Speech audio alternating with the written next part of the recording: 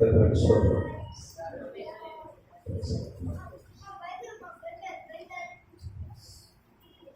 கர்த்தருடைய பரிசுத்த நாமத்துக்கு ஸ்தோத்திரம்.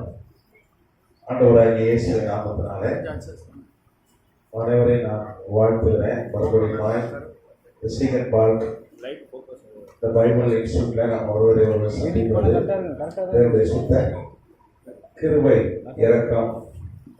சொன்ன ஐயா பாஸ்டர் அவங்க உடன் ஊழியர்கள் வந்திருக்க தேவ பிள்ளைகள் தேவ ஊழியர்கள் நன்றியை நான் தெரிவித்துக் கொள்கிறேன். நல்லவர். அப்ப கடந்த வகுப்புல என்ன பாடம் கற்றுக்கொள்ள ஞாபகம் இருக்கா?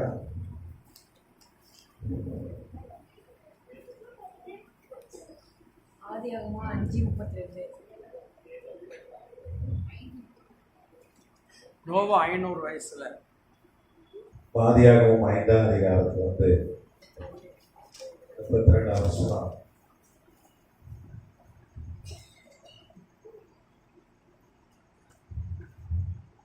நம்ம கடந்த வகுப்புல தியானிச்சோம். நோவா குறித்து தியானிச்சோம். நோவா 500 வயதான போது அவனுக்கு 3 பிள்ளைகள் பிறந்தார்கள் என்று வேதம் சொல்லுது. Shame, com, யாபேத். அப்போ நம்ம போன வகுப்புல ஆய்வு செய்தோம். நோவாக்கு ஒரு 20 வயதுல திருமணம் ஆகிவிட்டது. எத்தனை வயசுல? 20 வயசுல. 20 இல்ல 21. அதுதான் வரலாற்று ஆய்வாளர்கள் வேத பண்டிதர்கள் சொல்றாங்க. அப்போ 480 வருஷம் அவனுக்கு பிள்ளை இல்லை.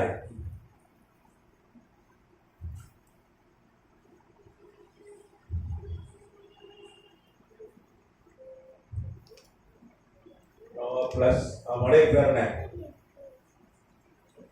மழை பேர் என்ன?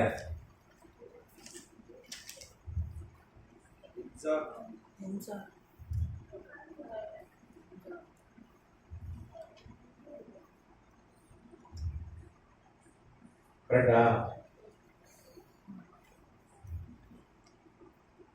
அவர் திருமணமாகி 480 ஆண்டுகள். நீங்க பாத்தீங்கன்னா நோவாவுக்கு மனைவிக்கும் பிள்ளைகளை என்று நாம் பார்க்கணும். வேதம் அதான் சொல்லுது. சரி, நீங்க அந்த காலத்துல பாத்தீங்கன்னா ஜனங்களும் 900 வருஷத்துக்கு மேல வாழ்ந்தாங்க. அதிக வருஷம் வாழ்ந்தது யாரு? மெத்துசாலா. எத்தனை வருஷம் வாழ்ந்தா? 969. நோவா காலத்து வரைக்கும் கர்த்தர் நிறைய ஆயுசை கொடுத்தார். நீங்க பாத்தீங்கன்னா ஆதாம் ஏவாளை கர்த்தர் உண்டாக்கும் போது சாகாதவர்களை உண்டாக்கினார். அதுக்கப்புறம் பாவம் செய்தனாலதான் மரணம் வந்தது. அதுதான் நீங்க ரோமர் 5:12 சொல்லுது. நம்ம ஏற்கனவே உங்களுக்கு நான் காண்பித்து கொடுத்திருக்கிறேன். இருந்தாலும் ஒரு முறை அதை நான் உங்களுக்கு வாசிக்க விரும்புகிறேன். ரோமர் 5ஆம் அதிகாரம் 12ஆம் வசனம். இப்படியாக ஒரே மனுஷனால பாவமும் பாவத்தினாலே மரணமும். வாசிங்க, எடுத்த வாசிங்க.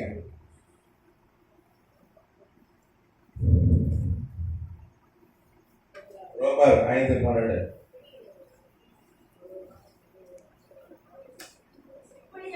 இப்படியாக ஒரே மனுஷனால பாவம், பாவத்தினாலே மரணம் உலகத்திலே பிரவேசித்தது போல எல்லா மனிதனும் பாவம் செய்தபடியாக. சரி, நீங்க 14 வருஷங்க.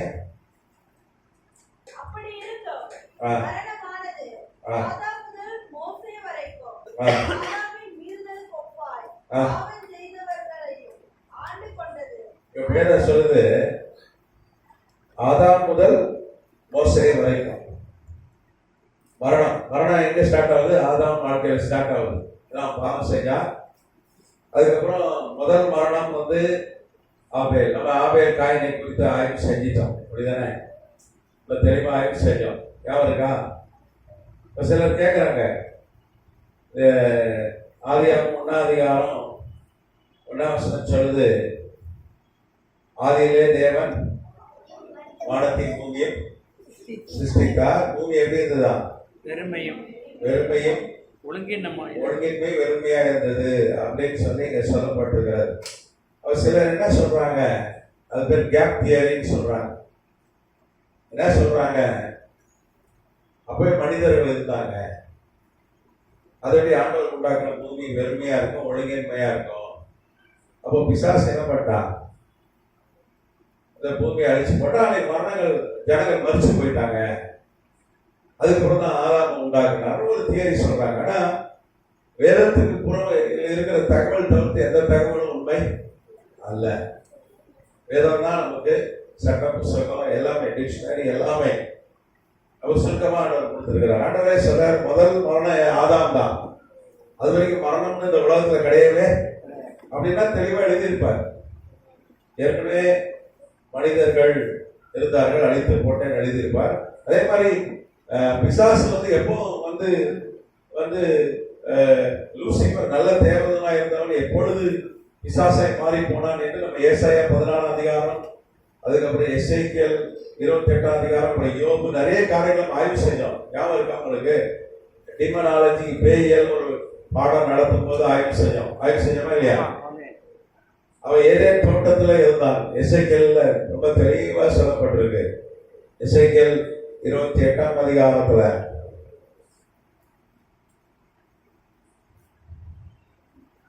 அவனை காப்பாற்றுகிற கேருவாய் கர்த்தர் வைத்திருந்தார். இதெல்லாமத்துக்கு சொத்துறோம்.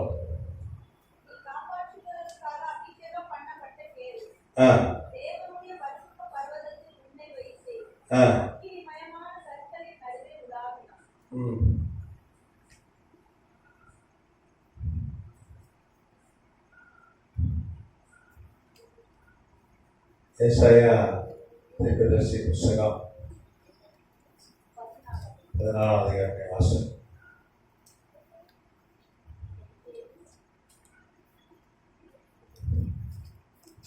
நீங்க 12 பாத்தீங்கன்னா, அதிகாலை மகனாக விழிவெளியே நீ வானத்திலிருந்து விழுந்தாயே.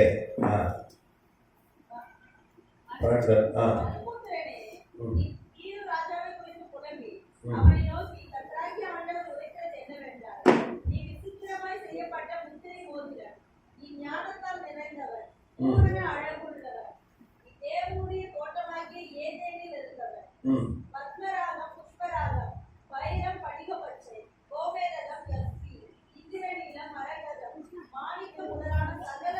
போதும். இங்க வேதம் சொல்லுது, எசேக்கியேல் 28:13, நீ தேவனுடைய தோட்டமாகிய ஏதேனில இருந்தவர். அப்போ நீ ஆண்டவர் சொல்றாரு, நீ தேவனுடைய தோட்டமாகிய ஏதேனில இருந்த. நீ 14 வசனம் சொல்லுது, அதுக்கு அடுத்த வசனம், நீ காப்பாற்றுவதற்கு அபிஷேகம் பண்ணப்பட்ட கேரு தேவனுடைய பரிசுத்த பர்வதத்துக்கு வைத்தேன், அக்கினிமயமான கற்கள் நடுவில் உலாவினால். 15 வசனம், நீ சிருஷ்டிக்கப்பட்ட நாள் துவக்கி உன்னை அநியாயம் கண்டுபிடிக்கப்பட்டது மட்டும் உன் வழிகளில் குறையற்று இருந்தால். நம்ம இதை ஆய்வு செஞ்சோம். அப்போ ஆண்டவர் சொல்றாரு, முதல்ல ஏதேன்ல இருந்த, அதுக்கப்புறம் அவனை மூடிக்கொண்ட கற்கள் அப்படி நான் உண்டாக்குனேன், உன்னை விசேஷமா உண்டாக்குனேன். அப்புறம் இசைக்கருவிகள் உனக்கு ஆயத்தப்பட்டிருந்ததுன்னு ஆண்டவர் சொல்றாரு.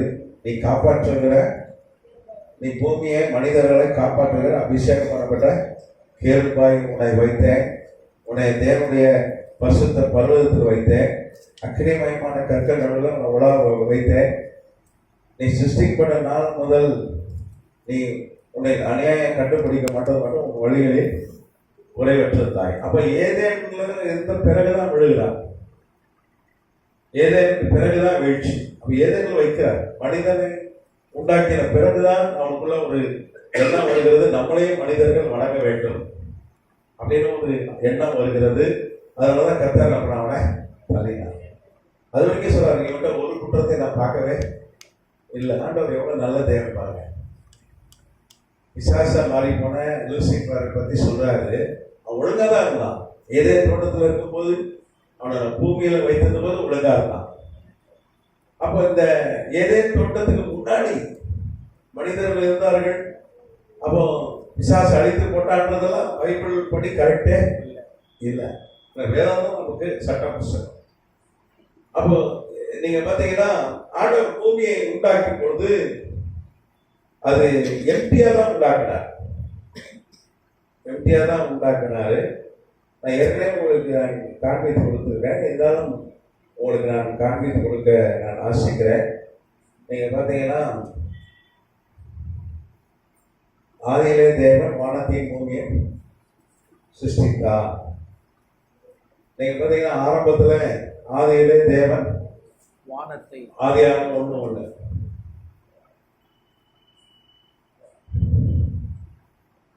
ஆதியிலே தேவன் வானத்தையும் ஃபர்ஸ்ட் என்னெல்லாம் இருந்தது? ஆதியில வானம், அதுக்கப்புறம் பூமி, அதுக்கப்புறம் தண்ணீர். ரெண்டாவது வருஷம்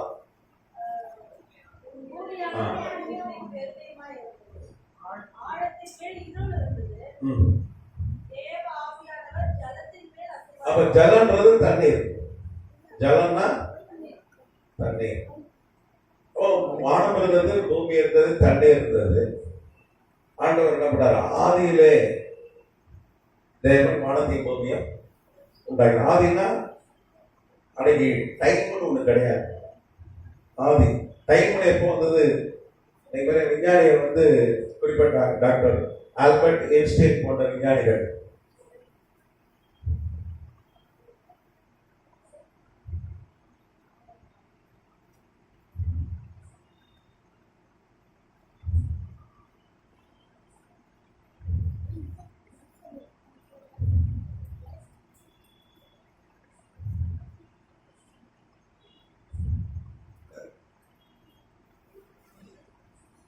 ஆதினா அப்படிதான். டைம் கிடையாது, காலம் கிடையாது, நேரம் கிடையாது. நீங்க பாத்தீங்கன்னா கர்த்தநாமத்துக்கு ஸ்தோத்திரம். இந்த டைம்ன்றது டைம் காலம். நான் ஏற்கனவே கிளாஸ் எடுத்திருக்கேன் உங்ககிட்ட, ஒரு கிளாஸ் எடுத்திருக்கேன். அது பார்த்தீங்கன்னா டாக்டர் ஆல்பர்ட் ஐன்ஸ்டீன் போன்ற விஞ்ஞானிகள் அவங்களுடைய கண்டுபிடிப்புகள் என்ன சொல்லுதுன்னா, டாக்டர் ஆல்பர்ட் ஐன்ஸ்டீன் டைமை குறித்து ஆய்வு செய்த ஒரு ஒப்பற்ற விஞ்ஞானி. நமக்கு சுத்திரம். அவர் 1916 டாக்டர் ஆல்பர்ட்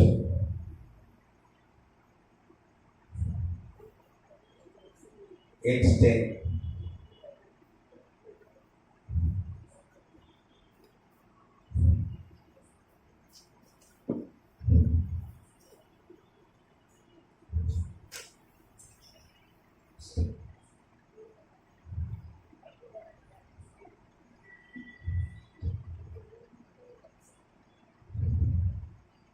இவர் அமெரிக்கா நோபல் பரிசு பெற்ற அமெரிக்கா நோபல் பரிசு பெற்றவங்க.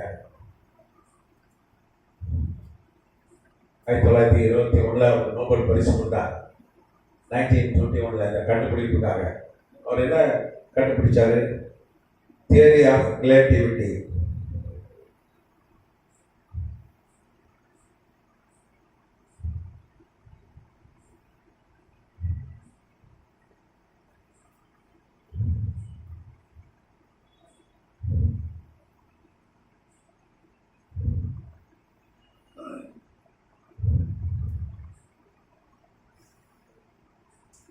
இது காலத்தை குறித்ததான, டைமை குறித்ததான ஒரு கண்டுபிடிப்பு. அவர் என்ன சொல்றாரு? ஒரு 6000 வருஷமா தான் காலங்கள் இருக்கிறது. 6000 ஆண்டுகளாக தான்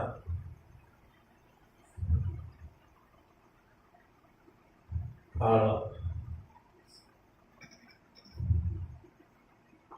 நேரம், டைம்.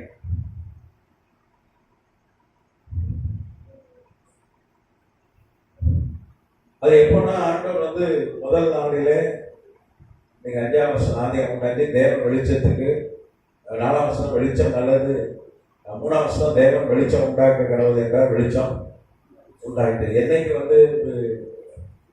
வெளிச்சம், லைட் எனர்ஜி என்னைக்கு உருவாச்சு, அன்னைக்கு தான் டைம்னு ஒன்று உண்டாச்சு விஞ்ஞானிகள் கண்டுபிடித்தாங்க. அதுக்கு தான் அவருக்கு நோபல் பரிசு கொடுத்தாங்க டாக்டர் ஆல்பர்ட் ஐன்ஸ்டைன்.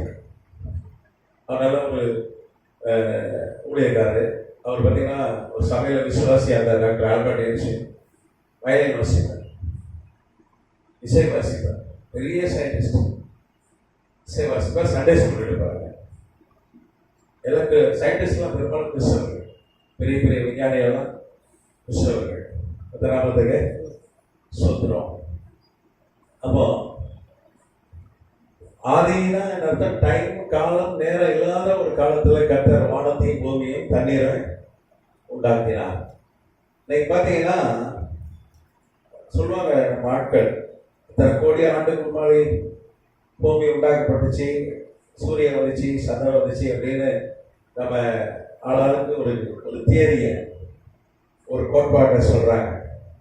நீங்க 1998 இதெல்லாம் நடத்திருக்கா? இல்ல இல்ல இல்ல 1998 ஐயா நீங்க 1998 ஒரு கண்டுபிடிப்பு, விஞ்ஞானி ஒரு கண்டுபிடிப்பு, இயர்லி ஃபெயிண்ட்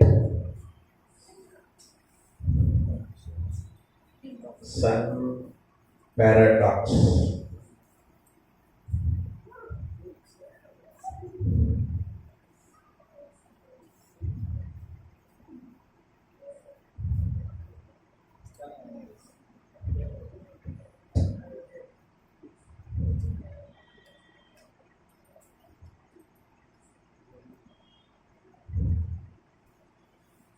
இது ஒரு முக்கிய கண்டுபிடிப்பு 1998.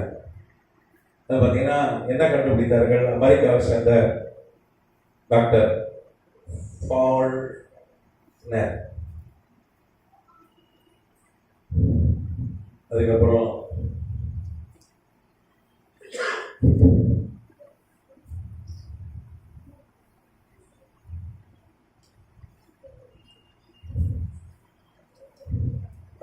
டாக்டர் சாகர்,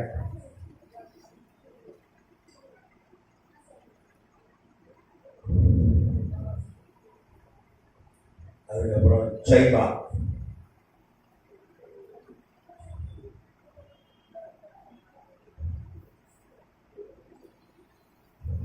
இவ்வளவு அமெரிக்க விஞ்ஞானிகள் யூஎஸ்ஏ.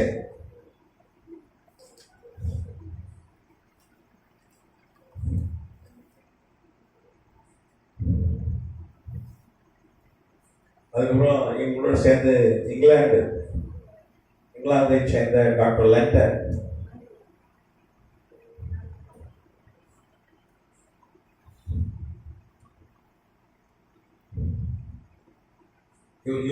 யூகேனா யுனைடெட் கிங்டம், யூகேனா யுனைடெட் கிங்டம்னா இங்கிலாந்து, அயர்லாந்து, ஸ்காட்லாந்து இதெல்லாம் சேர்ந்தது. சரியா? இவங்க என்ன கண்டுபிடிச்சாங்கன்னா, சூரியன் உண்டாகி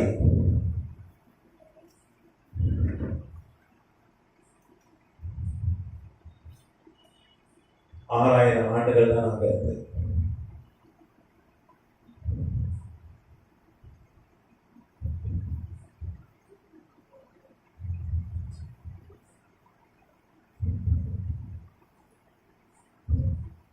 எல்லாம் ஆஸ்ட்ரோபிசிக்ஸ் சயின்டிஸ்ட் எல்லாம் வான்பியல் விஞ்ஞானிகள், அது நோபல் பரிசு பெற்றவர்கள். இவங்க கண்டுபிடிப்பு என்னன்னா, சூரியன் உண்டாய் எவ்வளோ ஆகுது?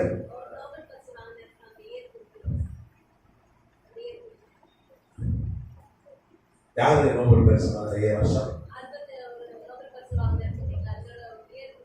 1991.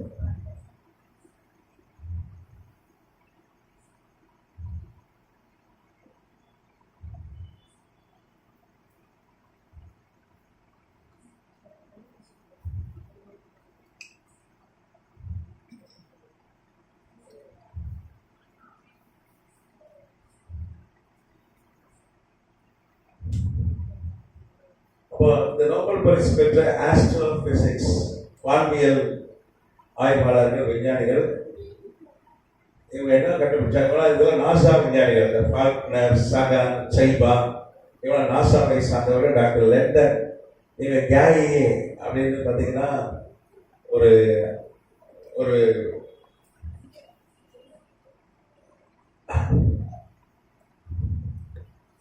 இஎஸ்ஏ, இவன் இஎஸ்ஏ யூரோப்பியன் ஸ்பேஸ் ஏஜென்சி. எப்படி நம்ம நாசா அமெரிக்காவும் அதே மாதிரி இஎஸ்ஏ வந்து ஐரோப்பாவை சார்ந்தது. அதனுடைய விஞ்ஞானிகள் கூட்டமைப்பு தான் இந்த காரியத்தை கண்டுபிடித்தாங்க. சூரியன் உண்டாகி எவ்வளவு காலம் ஆச்சு? 6000 வருஷம் ஆச்சு. நான் வேதம் தான் சொல்லுது, ஆண்டவர் சூரியனை உண்டாக்கி 6000 வருஷம் தான் ஆகுது. சூரியன் என்னைக்கு வந்துச்சு? அன்னைக்கு டைம் வந்துச்சு. டைம்ன்றது என்ன? பூமி தன்னைத்தானே ஒரு தடவை சுத்தினா 24 மணி நேரம் இதுதானே. அது சூரியனை ஒரு தடவை சுத்தினா 1 வருஷம், 365 நாள். அப்ப டைம் எப்படி உண்டாச்சு? பூமி சுத்துறதுனால தான் உண்டாச்சு. நீங்க ஆனா அந்த சூரியனை உண்டாக்குறதுக்கு முன்னாடி கர்த்தர் என்ன பண்ணார்? ஆதியில சூரியனை உண்டாக்குறதுக்கு முன்னாடி ஆதியிலே தேவன் என்ன பண்ணார்? வானம் பூமி தண்ணீரை உண்டாக்கிட்டார். சூரியன் உண்டாகிறதுக்கு முன்னாடி நீங்க பாத்தீங்கன்னா 2014 ஆண்டு ஒரு பெரிய அரிய கண்டுபிடிப்பு. 2014 செப்டம்பர் மாதம் 25ஆம் தேதி என்ன கண்டுபிடிப்புனா, நாசா அமெரிக்க நாசா விஞ்ஞானிகள் ஒரு காரியத்தை கண்டுபிடிச்சாங்க. டாக்டர்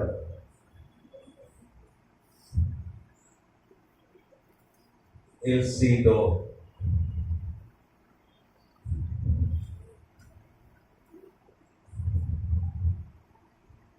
Eclipse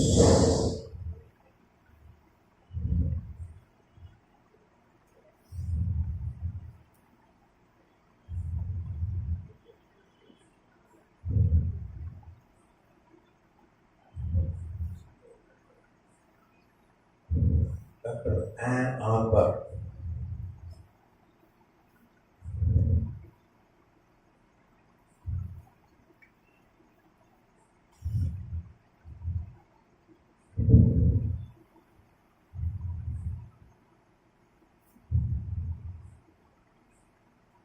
அதுக்கப்புறம் டாக்டர் கேரன் வில்லசி.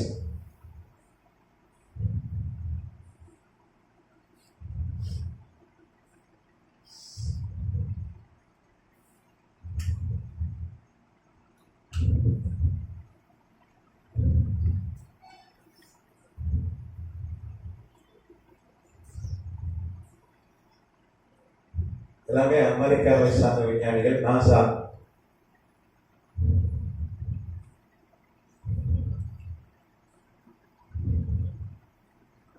நாசா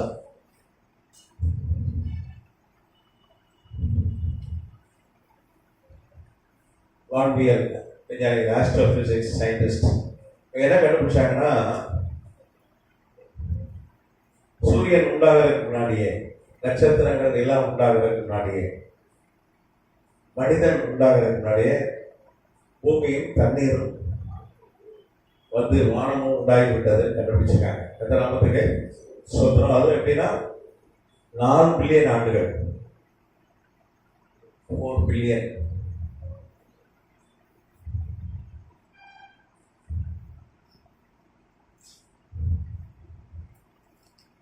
அது 4 பில்லியனா 400 கோடி ஆண்டுகள் முன்பே சூரியன், நிலா,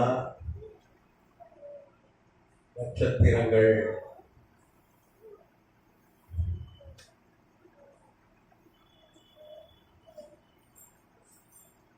உண்டாவதற்கு முன்பே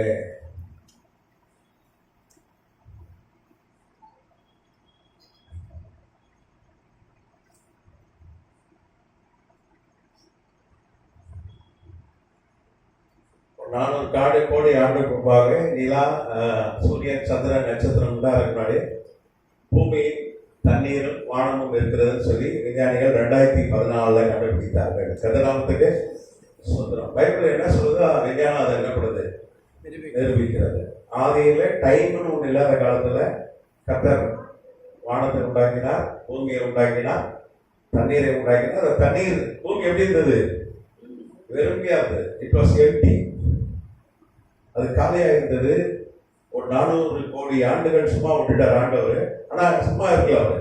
பரிசுத்தாவே என்ன பண்ண ஜலத்தின் மீது அசைவாடி கொண்டு வந்தார். அசைவாடுதெல்லாம் இப்படி பறந்து பறந்து போவதல்ல, அதல்ல. ப்ரூடிங். நீங்க பாத்தீங்கன்னா ஹீப்ரு மொழியில தான் நமக்கு ஆதியாகம புஸ்தகம் எழுதப்பட்டது. அதுல தான் டிரான்ஸ்லேஷன் தமிழ்ல 1709 நம்ம கையில தமிழ் பைபிள் கிடைத்தது. அதுவும் சீகன் பால்க் என்கிற உன்னதமான தேவ ஊழியர் அதை நமக்கு கொடுத்தார். கட்டரபடியாக அவர் எழுப்பினார். ஒரு மிஷினரி, ஜெர்மன் நாட்டை சார்ந்தவர். அவர் டேனிஷ் மிஷினரி அந்த இயக்கத்திலிருந்து வந்தவர். அன்னைக்கு அவர் இங்கிலீஷ் பைபிள் தான் வந்தார். கிங் ஜேம்ஸ் வெர்ஷன் என்கிற பைபிளை வச்சுதான் அப்படியே டிட்டோவா நமக்கு மொழிபெயர்த்துட்டார். ஹீப்ரு டைரக்டா ஹீப்ருல இருந்து அல்ல, டைரக்டா கிரீக்ல இருந்து அல்ல. அன்னைக்கு மொழியியல் இந்த அளவுக்கு வளர்ச்சி இல்லை. மொழியியல் அந்த விஞ்ஞான பேர் பேலியாலஜின்னு ஒரு படிப்பு இருக்கிறது. அது ஒரு விஞ்ஞானம், மொழியை குறித்ததான விஞ்ஞானம், அறிவியல். அது இந்த அளவுக்கு இன்னைக்கு இருக்கிற அளவுக்கு அன்னைக்கு வளரவில்லை, முன்னேறவில்லை. நீங்க பாத்தீங்கன்னா 1900 அப்புறம் தான் இஸ்ரேல் ஜனங்க எபிரேய மொழியை மீட்டெடுத்தாங்க. அதை எபிரேயத்தை மறந்து விட்டாங்க. ஏன்னா அங்கங்க போய் செட்டில் ஆயிட்டாங்க. நம்ம இந்தியாவில் மணிப்பூர்ல கூட இருக்காங்க. மணிப்பூர் 5000 பேர் இருக்காங்க. எவ்வளவு பேர் இருக்கா? அவங்க போறாங்க இஸ்ரேலுக்கு. அவங்களுக்கு அந்த டிஎன்ஏ எல்லாம் பண்ணி இவங்களாம் இந்த குக்கி இன மக்கள்னு சொல்லிட்டு நம்ம மணிப்பூர்ல ஒரு கலவரம் நடந்துச்சு தெரியுமா? என்ன கலவரம்? மெய்தி குக்கி 2 இன மக்களுக்குள்ள பிரச்சனை இல்ல. அதுல குக்கி இன மக்கள் நிறைய பேர் கிறிஸ்தவர்கள், யூதர்கள். அவங்க 250 பேர் கொல்லப்பட்டாங்க. எவ்வளவு பேர் சேர்ந்து போனாங்க? இன்னைக்கு காட்டுல தான் உழைக்கி வாழ்றாங்க. நம்ம இந்திய தேசத்துல மணிப்பூர்ல சமாதானம் வரல. இன்னும் கவர்னர் ஆட்சி, மத்திய அரசு டைரக்டர் ஆளுகை செய்கிற அளவுக்கு அங்க பிரச்சனை இருக்கிறது. இன்னும் மக்கள் காட்டுல இருந்து என்ன பண்ணல, ஜனங்களோட ஜனமா குடியிருக்க முடியல. அப்படி ஒரு பிரிவினை அங்க இருக்கிற ஆளுங்கட்சி, அன்னைக்கு ஆண்ட கட்சி, அவங்க பிரிவினையை ஏற்படுத்தி அந்த பிரிவினை மூலமா அவங்க லாபம். வெள்ளக்காரன் நம்மளை பிரிச்சு தானே ஆண்டா, வெள்ளக்காரன் நம்மளை போய் ஆண்டா. துணி விற்க வந்தா, செட்டு விற்க வந்தா, பார்த்தா நமக்குள்ள ஒற்றுமை இல்லை, பிரிச்சான். வேற சொல்லு, தனக்கு தானே பிரிந்திருக்கிற எந்த வீடும் நிக்கவே நிக்காது. ஒரே ஒருத்தன் எனக்கு ஆண்டவர் என்ன சொன்னார்னா, பிசாசை குறித்து சொன்னான். ஒற்றுமையா இருக்கான் பிசாசு மற்றும் அவருடைய தூதர்கள். ஒரு 2 கோடி பேர் இருப்பாங்க வேத பண்டிதர் சொல்றாங்க. 2000 கோடி பண்ணிக்கலாம். எவ்வளவு? 2000 கோடி பிசாசு தூதர்கள் இருப்பார்கள். ஒரு அது ஒரு நிரூபிக்கப்பட்ட ஒரு உண்மை அல்ல, ஒரு கருத்து, வேத பண்டிதர்களுடைய கருத்து. சரியா? அப்போ இந்த 2000 கோடி பிசாசு தூதர்களும் ஒற்றுமையா இருக்கிறான். அதுதான் அவன் ஒற்றுமையா இருக்கான். ஆனா கட்டவுடைய பிள்ளைகள் எப்படி இருக்காங்க? பிரிந்து கிடக்கணும். வீட்டுல ஒரு வீடு நீங்க பாருங்க, அம்மா ஒரு வழி, அப்பா ஒரு வழி, பிள்ளை ஒரு வழி. விளக்குமா வீடு பட்டுன்னு போயிடும். ஒரே ஒத்த கருத்து இருக்கிற வீடு, ஒரு கருத்து, கணவன் மனைவிக்குள்ள ஒத்த கருத்து இருந்தாலும் அந்த குடும்பம் நிற்கும். கணவன் மனைவி பிள்ளைகளுக்கு இடையே ஒரு மனம் இருந்தாலும் ஒரு கருத்து வேறுபாடு பேசி சரி பண்ணிக்கணும். கருத்து வேறுபாடு கன்வின்ஸ் பண்ணணும், சட்டம் போடக்கூடாது. நான் படிச்ச பையனுக்கு 3 கால் அப்படின்னு சொல்லக்கூடாது. கன்வின்ஸ் பண்ணிக்கணும். ஒருத்தர் பேசி என்ன பண்ணணும், இல்லைன்னா குடும்பம் நிற்காது, உடஞ்சிடும். அப்படித்தானே? இன்னைக்கு கிறிஸ்தவம் செதறி உடஞ்சி போயிருக்கு. ஒற்றுமை இல்லை, ஒற்றுமையா இல்லை, பிரிந்து கிடக்கிறோம். ஒரு பக்கம் ரோமன் கேத்தலிக்கா பிரிந்து கிடக்கிறாங்க, ஒரு பக்கம் ப்ராட்டஸ்டன்ட், சிஎஸ்ஐ, லுத்தரன், ஒரு பக்கம் பெண்டகாஸ்ட் சபைகள், ஒரு பக்கம் அதிதீவிர பெண்டகாஸ்ட். இப்படி ஒருத்தர் குற்றம் சாட்டிட்டு, ஒருத்தர் திட்டிட்டு, ஒருத்தர் பரலோகம் போக மாட்டாங்க. நாங்கள் தான் பரலோகம் போகமாட்டு ஒரு ஒற்றுமை தான் ஜாப் பண்ணணும். என்னைக்கு ஒற்றுமையாக இருந்தால் அன்னைக்கு எழுப்புதல் வரும். ஆனால் யாரும் திருச்சி போய் ஒற்றுமையா இருந்தது, பிரிவினை இல்லவே இல்லை, பேதுரு என்ன சொன்னானோ எல்லாம் கேட்டாங்க. பவுல் முதற்கொண்டு எல்லாம் கேட்டாங்க. ஒற்றுமை இருந்ததுனாலதான் பெரிய எழுப்புல கிறிஸ்து தான் தலை. ஆனா இன்னைக்கு நிறைய தலைவர் வந்துட்டாங்க நமக்கு கிறிஸ்தவர்கள். அதான் பிரச்சனை. ஒரு ஈகோ, ஒரு ஒற்றுமை இல்லை. அதுக்கான செபிக்கணும். பிசாசு ஒற்றுமையா செயல்படலாம். அவன் பிரிப்பான், நம்மளை உடைப்பான். இருக்கா? ஆமா, வெள்ளைக்காரன் நம்மளை அப்படிதான் ஆண்டான். இன்னைக்கு மணிப்பூர்ல ஒற்றுமை இல்லாம இருக்கிறாங்க. நம்ம என்ன பண்ணணும்? அங்க ஒரு 5000 பேர் இருக்கிறாங்க. இப்போ அவங்க இஸ்ரேலுக்கு போறதுக்கு ரெடி ஆயிட்டாங்க. கலிலேய பகுதியில் அவங்க குடியேற்ற போறாங்க. இப்போ போயிருப்பாங்க. அங்க போர் நடக்கிறதுனால பக்கத்துல லெபனான் இப்போ 2ஆம் படை கூட போர் இஸ்ரேல் லெபனானை தாக்கிச்சு. நேற்று ஆஸ்திரேலியால யூதர்களை அணுக்கான்னு பண்டிகை. நம்ம அணுக்கா பத்தி கிளாஸ் எடுத்தோமா இல்லையா? அணு அக்காவ இல்ல, அணுக்கா. யாருக்கா இல்லையா? அணுக்கா. சரி, திருப்பி ஒரு வாட்டி எடுத்துரும். அணு அக்கா இல்ல, அணுக்கா. அணுக்கா பத்தி எடுக்கல. சரி, எடுக்கலையா? தானியேல் 8ஆம் அதிகாரத்துல இருந்து ஒரு அந்தி கிறிஸ்து எழுதுவான், கிரேக்க அரசன். அப்படியா? சரி சரி சரி சரி. இப்போ அணுக்காவை எடுப்போம். இப்போ அணுக்கா பண்டிகை அன்னைக்கு. அணுக்கா பண்டிகைக்கு பார்த்தீங்கன்னா யூதர்கள் நிறைய இருக்கிற அமெரிக்கா, ஆஸ்திரேலியா லீவு. அவங்க எல்லாம் கூடுறாங்க பீச்சு. அந்த பீச் பேர் பீச்சு போட்டி. கரெக்டா? போட்டி. நம்ம மெரினா பீச்சோட ரொம்ப அது மாதிரி ஒரு பீச் வச்சுங்களேன். அங்க 2 பேர் வந்தாங்க. நம்ம இந்தியாவில இருந்து போன ஒரு ஆள், ஹைதராபாத்ல இருந்து ஒரு ஆளும் அவன் மகனும் போய் 15 பேர் சுட்டு கொண்டாங்க. இன்னும் சுட்டிருப்பான். கத்தர் கிருபையா ஒரு ஆள் தைரியமா கத்தர் ஒரு ஆளை எழுப்பினார். அகமது அல் அஹமத். அவன் அந்த பீச்சுக்கு வந்தான் மனைவியோட. அவன் உயிரை துச்சமா மதிச்சு, நீங்க பார்த்துருப்பீங்க வீடியோ எல்லாம். அவன் சுட்டுட்டே இருக்கான். ஒரு பக்கம் அவங்க அப்பா அங்க சொல்றாரு, மகன் எங்க சொல்றான். எவ்வளவு தைரியம் பாருங்க. கார் பக்கம் அவன் நிக்கிறான். உங்க கார் விட்டு ஒளிந்து போய் அவனை பிடிச்சி, அவனுக்கு குண்டடிப்பட்டிருக்கு. துப்பாக்கி குண்டு பாய்ஞ்சி இன்னைக்கு ஹாஸ்பிட்டல் இருக்கான். எவன் செத்தாங்க? நம்ம ஒண்டி தப்பிச்சு ஓடலாம்னு நினைக்கல. அப்படி நல்லாவும் இருக்கான். அப்படி ஆட்களை சிலர் வைத்திருக்கிறார். அப்படிதானே? நான் தப்பிச்சா போதும் ஓடுறதுதான் இந்த காலத்துல. என்ன சொல்லலப்பா. ஆனா அவன் அப்படி இல்லை. உயிரை துச்சமா வச்சு. அதனாலதான் இன்னைக்கு உலகமே ட்ரம்பே சொல்லிட்டார். பெரிய ஒரு வீரன் சொல்லிட்டார், ஹீரோன்னு சொல்லிட்டார். ட்ரம்ப் வாயினதே வந்து உலகத்தின் மிகப்பெரிய தலைவர் ட்ரம்பே சொல்லிட்டார். அது பெரிய இல்லைன்னா இன்னும் நிறைய பேருக்கு சுட்டு கொண்டு இருப்பான். 15 பேரோட நின்று இருக்காரு. அப்ப யூதர்களுக்கு எல்லா இடத்துலையும் தாக்குதல். ஏன்னா இவங்க ஆஸ்திரேலியாவுக்கு அவங்க இஸ்ரேலுக்கு போகணும். அங்க எல்லாம் இவங்க ஆஸ்திரேலியாவுக்கு ரொம்ப பொசிஷன் கம்ஃபர்டா இருக்காங்க. அதனால என்ன பண்ண மாட்டேங்காங்க, அவங்க இஸ்ரேலுக்கு போக மாட்டாங்க. தேவ திட்டம் என்ன? ஏசாயா தீர்க்கதரிசி புஸ்தகம், எரேமியா தீர்க்கதரிசி புஸ்தகம் என்ன சொல்லுது? எல்லாரையும் நான் கூட்டி சேர்ப்பேன். இப்போ இந்த மணிப்பூர்ல கலவரம் நடக்கலாம், இவங்க போவாங்களா? சில நேரம் ஆண்டவர் நம்மளை கிளப்புறதுக்கு நம்ம போக மாட்டேங்க. கிளம்பி வா அப்படின்னா புறப்பட்டு வரமாட்டேங்க. ஐயா இங்க நல்ல சொகுசா இருக்கியா? அப்படியே கையை கால் வீட்டு நான் நல்லா ஃப்ரீயா இருக்கேன். அதனால என்ன பண்றாரு? அடிச்சு தூக்குறாரு. அப்படிதான் ஐயா இருந்தாரு. அங்க போயிட்டாங்க. இப்ப ஆஸ்திரேலியாவுக்கு அந்த நிலைமை. யூதர்கள் என்ன பண்ணாங்க? நமக்கு சேஃப் என்னது? இஸ்ரேல் தான் போயிடுவாங்க. அவங்க நாடுதான் அவங்களுக்கு சேஃப். அப்படிதானே? இன்னைக்கு ஆஸ்திரேலியா இந்தியர்களுக்கு சேஃப் இல்லை. அங்க நிறைய அந்த வேறுபாடுனால நிறைய பிரச்சனை. இங்கிலாந்துல பிரச்சனை. இந்தியர்களுக்கு அங்க சரியான மரியாதை இல்லை. அப்படிதானே? அவங்க நிற வேறுபாடு. நம்மள கருப்பர்கள், அவங்க என்ன பண்றாங்க? வெள்ளைக்காரங்க அப்படின்னு ஒரு வேறுபாடு இருக்கு. அது ஆஸ்திரேலியாவில் ரொம்ப இருக்கு. நம்ம ஜாம் பண்ணோம். கடைசி காலம் நீங்க பாத்தீங்கன்னா கம்போடியாவுக்கும் இதுக்கும் தாய்லாண்டுக்கும் போறோம். இதெல்லாம் கற்பனை கூட பண்ணி பார்க்க முடியாது. ஆனா இப்ப சமாதானம் ஆகியிருக்கு. நம்ம ஜாம் பண்ணணும்.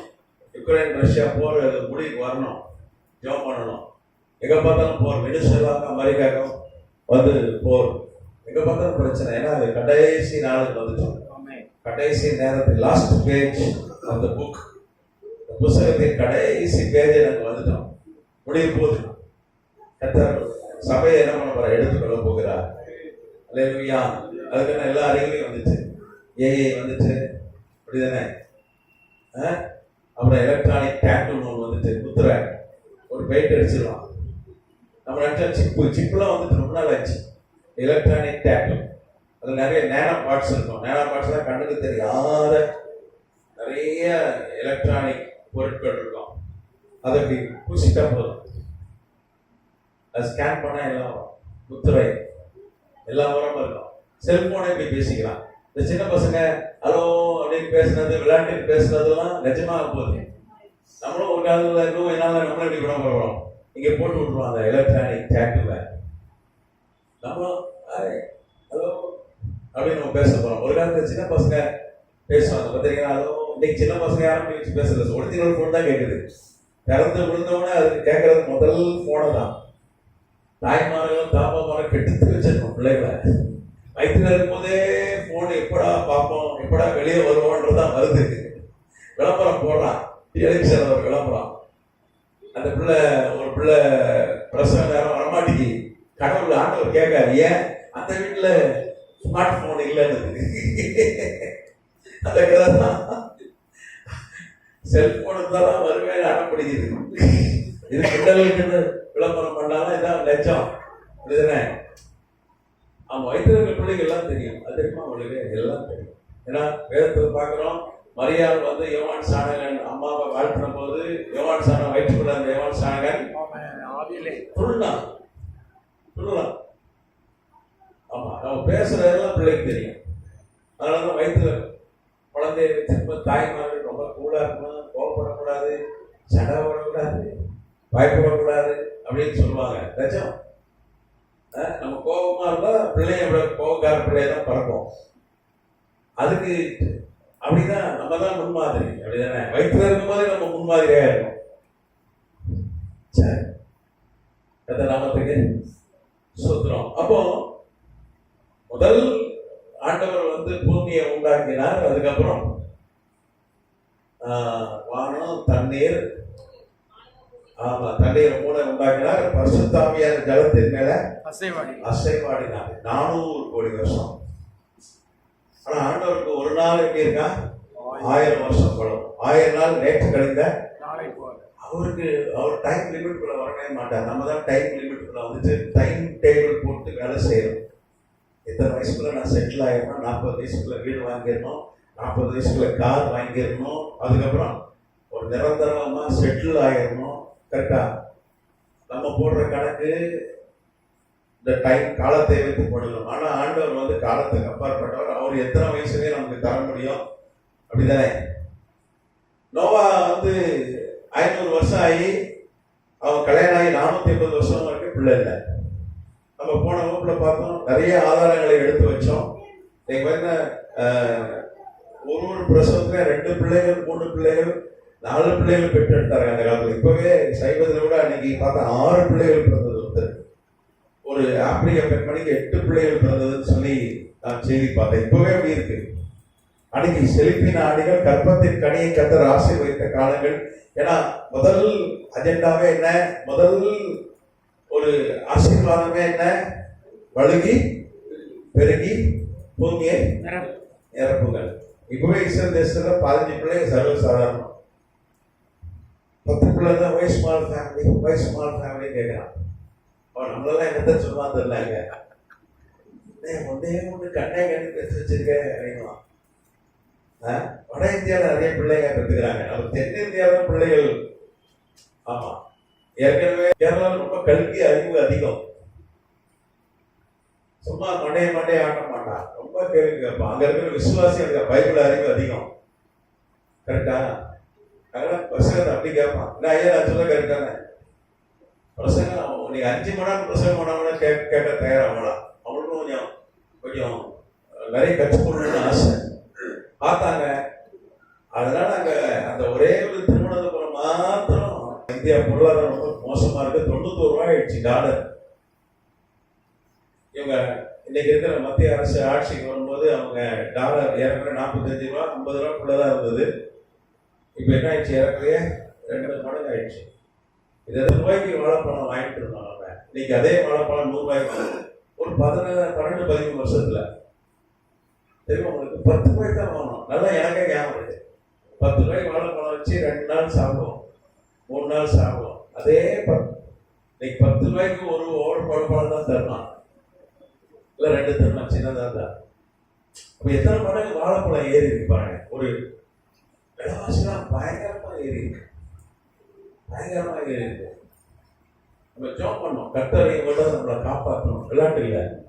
ஒரு பக்கம் சிறுபான்மையினருக்கு பிரச்சனை, ஒரு பக்கம் பொருளாதாரத்துல எல்லாருக்கும் பிரச்சனை. எங்க பார்த்தா கலவரத்தை ஏற்படுத்துகிறார். கூட மதுரையில என்ன பண்ண ஆரம்பிச்சாங்க, ஒரு கலவரம். ஆண்டவர் திரும்ப இறக்கமா நமக்கு ஒரு ஸ்ட்ராங்கான ஒரு மாநில அரசை கர்த்தர் கொடுத்ததுனால, ஸ்ட்ராங்கா நின்றதுனால அப்படிதானே நம்ம ஜாப் பண்ணோம். நீதிமன்றங்கள்லாம் தீர்ப்பு சட்டத்தின்படி கொடுக்கப்படும். அரசியல் அமைப்பு சட்டம் அது என்ன சொல்லுதோ அப்படிதான் நீதிபதிகள் தீர்ப்பு கொடுப்பாங்க, அப்படிதான் கொடுக்கணும். அப்படி கொடுக்காத பட்சத்துல பிரச்சனை வரும். இப்ப நம்ம என்ன பண்ணோம், ஜாப் பண்ணோம். 480 ஆண்டுகள் நோவாவும் மனைவி சாராவும் என்ன பண்றாங்க, பிள்ளை இல்லாம இருக்கிறாங்க. அந்த காலத்துல பாத்தீங்கன்னா ஆண்டவர் மனிதனை உண்டாக்கும் போது சாகாதவனை உண்டாக்கினார்.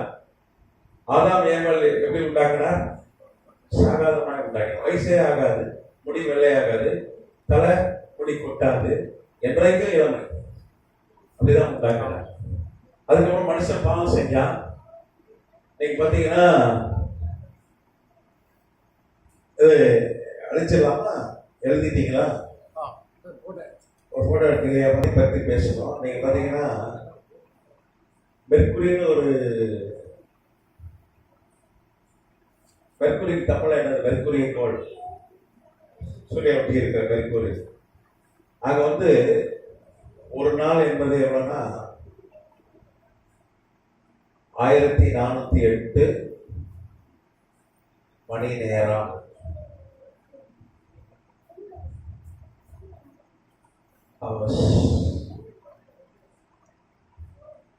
அதுக்கப்புறம்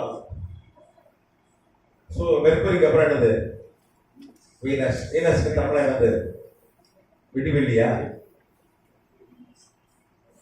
9 கோள்கள் சொல்லு தமிழ்ல, எவ்வளவுக்கா? எனக்கு அது இங்கிலீஷ்ல, தமிழ்ல செவ்வாயா? மாசுதா செவ்வாய். சரி, வீனஸ்க்கு என்னன்னு தெரியல. சரி, நான் தமிழ் இங்கிலீஷ்ல எழுதுறேன். நீங்க பாத்தீங்கன்னா இங்க ஒரு நாள் என்பது 5832 மணி நேரம். கரெக்டா? மாஸ், மாஸ்ன்றது என்னது, செவ்வாய். மாஸ் செவ்வாய், செவ்வாய் கிரகம். செவ்வாயில ஒரு நாள் என்பது என்னன்னா 25 மணி நேரம். நம்ம பூமியில, பூமி எர்த், ஒரு நாள் எவ்வளவு நேரம், 24 மணி நேரம். டைம் பாருங்க, ஒவ்வொரு ஊர்லயும் மாறுது. கரெக்டா? நீங்க பாத்தீங்கன்னா ஜூபிட்டர், ஜூபிட்டர் டைம் ரொம்ப சீக்கிரம் வரும். ஜூபிட்டர்னா வியாழன்.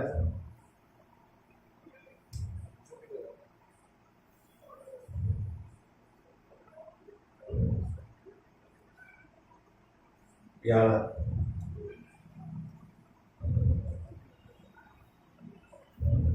ஜூபிட்டர்ல ஒரு நாள் என்பது 10 மணி நேரம். சாட்டர்ன், சாட்டர்ன், சாட்டர்னா சனி தானே, சனி. அங்க வந்து பாத்தீங்கன்னா 11 மணி நேரம் ஒரு நாள், is equal to 1 day. Uranus, Uranus ஒரு கோள் இருக்கா,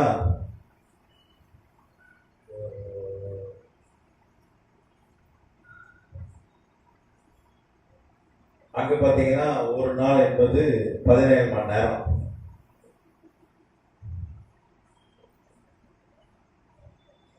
நெப்டியூன்,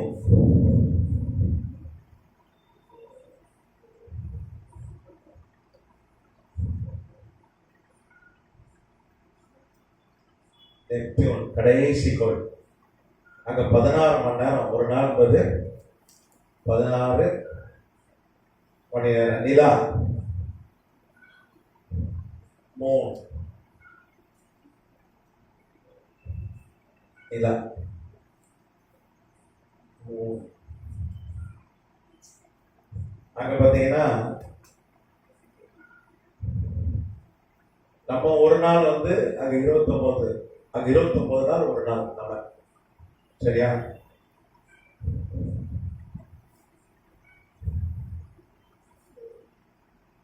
நாட்கள், டேஸ்.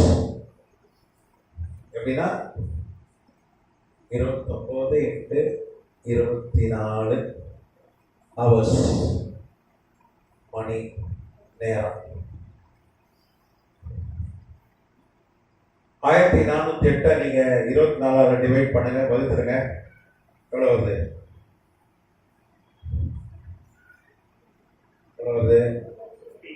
58.6. 58. சரி, ஒரு தோராயமா 58 நாள் போட்டுப்போம்.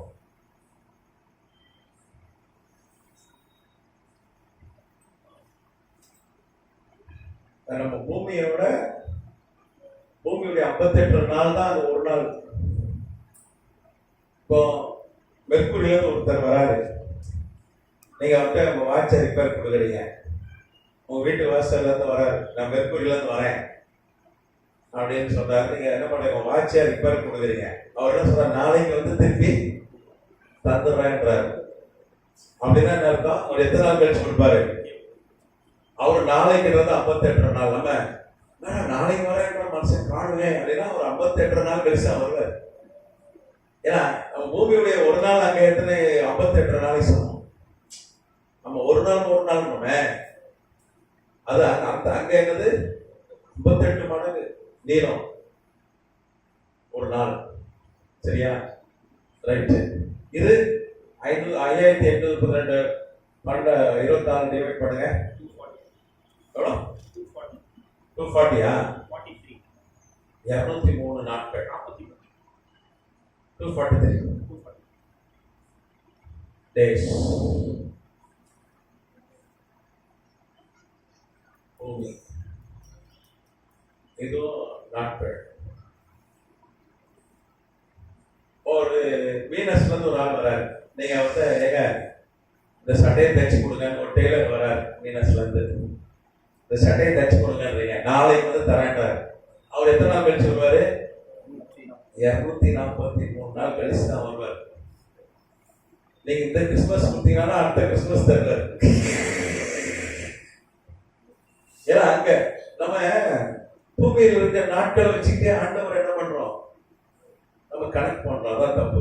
ஒவ்வொரு கோள்லயும் ஒவ்வொரு இடத்துலயும் டைம் மாறிட்டே இருக்கு. கரெக்டா? ஒரு பெர்மனண்டா டைம் இல்லவே. இங்க இரவுனா அமெரிக்கால பகலா இருக்கு, அப்படிதானே? அரேபிய நாடுகள்லாம் 1.5 மணி நேரம் வித்தியாசம் இருக்கு. கரெக்டா? அப்போ நம்ம ஒரு டைம் போட்டுக்கணும். ஆண்டவர் இந்த டைமுக்குள்ள வாங்கினா எப்படி வருவார்? அவர் காலங்களை கடந்தவர், அப்படிதானே? அவர் டைம் என்கிற சோனை அவர் அப்படியே ஆகாது. அவருக்கு ஏற்ற காலத்துல செய்ய வேண்டார். எத்தனாமத்துக்கு நமக்கு 24 மணி நேரம் தான் கொடுத்துருக்காரு. ஏற்ற காலத்துல செஞ்சிருவார். அதனாலதான் நோவாக்கு 450 வருஷமா அவனுக்கு பிள்ளை இல்லை. பூமியை உண்டாக்கும் போது கூட பாத்தீங்கன்னா ஒரு 400 கோடி ஆண்டுகள் சும்மா போட்டார். ஆனா பரிசுத்தாங்க அசைமாடி கொண்டே இருந்தார். இப்போ நமக்கு லேட் ஆகுதுன்னா என்ன அர்த்தம்? பரிசுத்தாங்க என்ன பண்றாரு? அசைமாடான்னு அர்த்தம். ஏற்ற வேலையில செய்வார். நம்ம அப்படின்னா காலியா தான் இருக்கு, ஆனா காலியை நிரப்புவார். எம்டியா இருக்கிறத நிரப்புவார். அப்படிதானே? பூமியை நிரப்புறார். பூமி எப்படி நிரப்பிட்டார்? 6 நாள் நிரப்பிட்டார். நீங்க பாத்தீங்கன்னா காலியா இருந்த பூமி ஃபர்ஸ்ட் டே வெளிச்சம், அப்படிதானே? முதல் நாள் வெளிச்சம் வந்துச்சு, ஃபுல்லாயிடுச்சு. அப்புறம் கடலை உண்டாக்கினார். கரெக்டா? ஜலத்தையும் இதையும் பிரிச்சார். 3ஆவது நாள் என்ன? வெட்டாந்தரை, அப்படிதானே? அதுக்கப்புறம் 4ஆவது நாள் தான் சூரியன், சந்திரன், நட்சத்திரம். நீங்க பாத்தீங்கன்னா இந்த உலகத்துல எவ்வளவு ஸ்டார் இருக்கு, போன வாட்டி எழுதி போடணும் எவ்வளவு நட்சத்திரம் இருக்கு. ஒண்ணும் போடல. சரி, அது ஒரு கணக்கு. நீங்க வீட்டுல போய் எத்தனை சைபர் வருதுன்னு பாருங்க. நட்சத்திரங்களுடைய தொகை எவ்வளவு இருக்குன்னா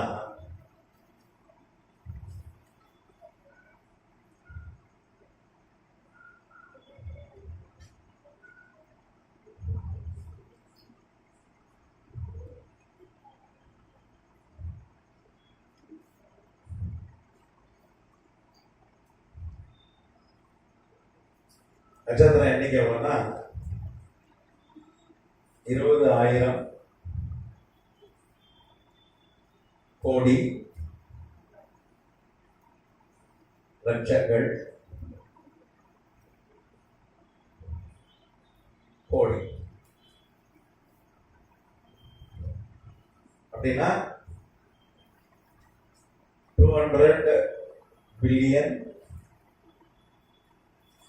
ட்ரில்லியன்.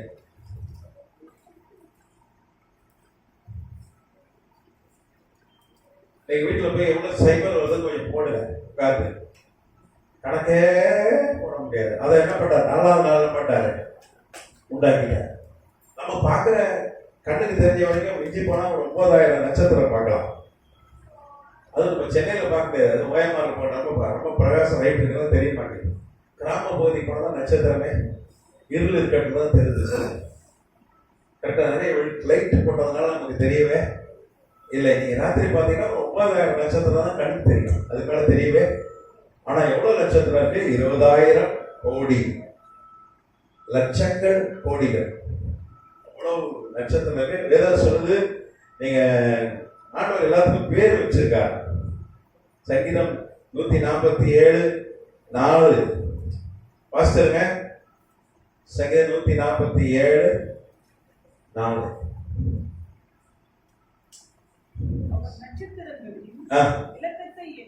நட்சத்திரத்தை இலக்கத்தை எண்ணி எல்லாத்துக்கும் பேர் வச்சு அழைக்கிறாராம். அப்பா நம்மளால ஒரு 100 பேரை ஞாபகம் வைக்க முடியல. வீட்டுல இருக்கிற 2 பசங்க பேரை நமக்கு தெரிய மாட்டேங்குது. மாறி மாறி கூப்பிடுறோம். சண்டைக்கு வராங்க. பெரியவன் கூட்டுறதுக்குள்ள சின்னவன் பேரை சொல்லிடுறோம், சின்னவன் பேருக்கு பெரியவன் சொல்லுவோம். எல்லாம் உனக்கு அவங்களெல்லாம் பாசம், எங்களுக்கெல்லாம் பாசம் இல்லைன்றான். இது ஒரு பெரிய கொடுமையா இருக்கு. இதுவே நம்ம மறந்துட்டோம். எங்க தாத்தாக்கு 13 பசங்க. அவருக்கு பசங்க பேர் என்ன அப்படியே யோசிப்பார் உட்காந்து. என்ன பேரு, எத்தனை பேருன்னே தெரியாது. ஆனா ஆண்டவர் பாருங்க, அவரு ஹெட் மாஸ்டரா இருந்தவர். எங்க அம்மா அவர் கூட எங்கேயா வெளியே போனா போகாத, ஏன்னா எங்கேயும் மறந்து விட்டு வந்துட்டாரு. ஒரு வாட்டி நான் சின்ன வயசா இருக்கும்போது போகும்போது கூட்டு போனாரு, அங்கேயே மறந்து விட்டு வந்துட்டார். எங்க அம்மா அவர் கூட வந்து போயிடாதுடா, நீ தொலைச்சிடுவாங்க. அவர் வீட்டுக்கு வந்தவரை என் பையன் கூட வந்தார். அப்படியா? அவரை தேடி வந்து நாங்க நிக்கிறேன் நடு ரோட்ல. ஏசப்பா காப்பாத்தினார். இல்லைன்னா அன்னைக்கே நம்ம என்ன ஆயிருப்போம், எங்கேயே குழந்தை போயிருப்போம். சரி, அப்போ ஆண்டவர் நட்சத்திரங்களை பேர் சொல்லி அழைக்கிறாரு. அதுக்கு எண்ணிக்கைய கவுண்ட் வச்சிருக்காரு பாருங்க. அதான் சங்கீதம் 8:3 சொல்லுது, மனுஷனை நினைக்கிறதற்கும் அவன் ஏமாத்திரம். ஏன்னா இவ்வளவு நட்சத்திரம் உண்டாக்குன தேவன், மனுஷன் நீங்க நினைக்கிறது ஏமாத்திரம். அவ்வளவு பெரிய தேவன் நம்ம நினைக்கிறார்.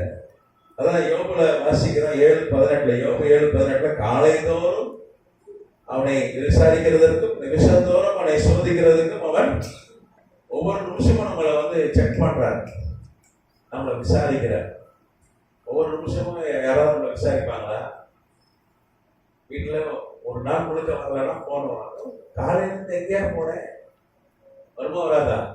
நான் இங்க வந்துட்டேன். வரும்போது ஒரு மீட்டிங், என் ஒய்ஃப் ஒரு மீட்டிங் நடத்துறாங்க. அவங்க அங்கே சபையில் மீட்டிங் நடத்தா, அதான் ஒரு மெசேஜ் போட்டேன். இல்லை நான் வந்து இறங்கணும்னு ஃபோன் போடுவேன். நீங்க பார்த்துருக்கேன், ஃபோன் வரலன்னு பிரச்சனை ஆயிடும். அப்போ நம்ம விசாரிக்கிறாங்க. ஆனா நிமிஷத்தோடு விசாரிக்கிறார் நம்மளை. அவ்வளோ பெரிய தேவன், அவ்வளோ நட்சத்திரங்களை உண்டாக்கினவர், அவ்வளோ சூரியன் சந்திரனை உண்டாக்கினவர். நம்ம ஒண்ணுமே கிடையாது, மண்ணு தான். ஆனா நம்மள என்ன பண்றாரு, நிமிஷத்தோடு என்ன பண்றாரு, விசாரிக்கிறார். அவரை மாதிரி விசாரிக்க முடியாது. கர்த்தர் நாமத்துக்கு ஸ்தோத்திரம்.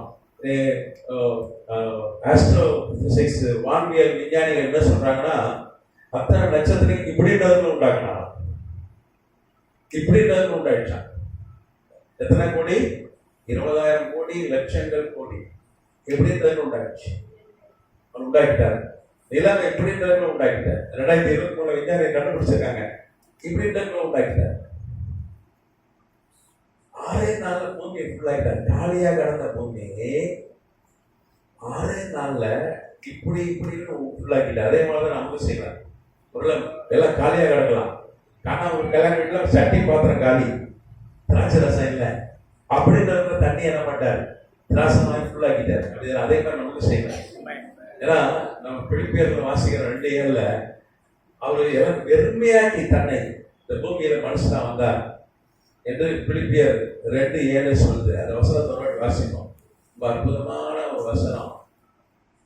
பிலிப்பியர் 2:7 தம்மைத்தாமே வெறுமையாக்கி ஆமா மனுஷ சாயலானார். அதுக்கு முன்னாடி வசனம் அவர் தேவனுடைய ரூபமாய் இருந்தோம், தேவனுக்கு சமமாய் இருப்பதை கொள்ளையாடின பொருளா எண்ணாமல் அவர் தேவன்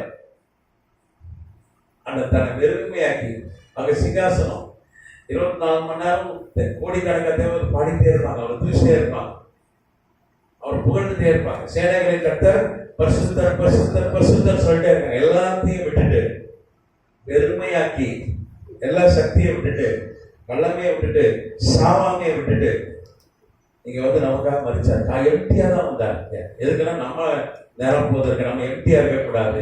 பூமி எம்டியா இருந்தது பாருங்க, வெறுமை அந்த மாதிரி இருக்கக்கூடாதுக்காக நம்மளை நிரப்புறதுக்கு தான் வந்திருக்கு. அதனால எல்லாவற்றையும் எல்லாவற்றையும் நிரப்புகிற அவர் தான் நிரப்பிடுவார். காலியா கிடக்குதா நம்ம அண்டா குண்டா பாத்திரம் காலியா இருக்கா? நம்ம சங்கீதத்துல வாசிக்கிறோம், என் பாத்திரம் என் சத்துருக்கு முன்பாக ஒரு பந்தை என் தலையை என்னையால் பாத்திரம் நிரப்பி வழியும் பாருங்க. நீங்க பாருங்க, நான் வந்து அதை திட்டப்பட்டுலாம் வரல, இதெல்லாம் பேசுறதுக்கு நான் கிளாஸ் எடுக்க தான் வந்தேன்.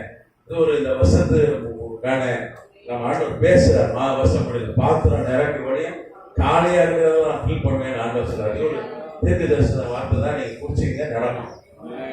முடிச்சிடலாமா? நம்ம போன வாட்டி ஒரு கேள்வி கேட்டேன், நோவாக்கு ஏன் 500 வயசுல பிள்ளை பிறந்தது, கல்யாணம் ஆகி 49 வருஷம் பிள்ளை இல்லையே, என்ன காரணம் அப்படின்றதுக்கு தம்பி ஒரு வார்த்தை சொன்னான். என்ன சொன்னேன்?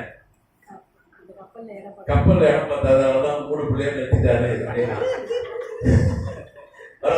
அவங்களுக்கு சரி, தம்பி சொன்னது ரைட்டா தப்பான அடுத்த வகுப்புல பாத்துக்கலாம். நீங்க அதுக்கான விடைய நீங்க அடுத்த வகுப்புல நம்ம பார்ப்போம். கத்திரமன் ஆசிரியர்.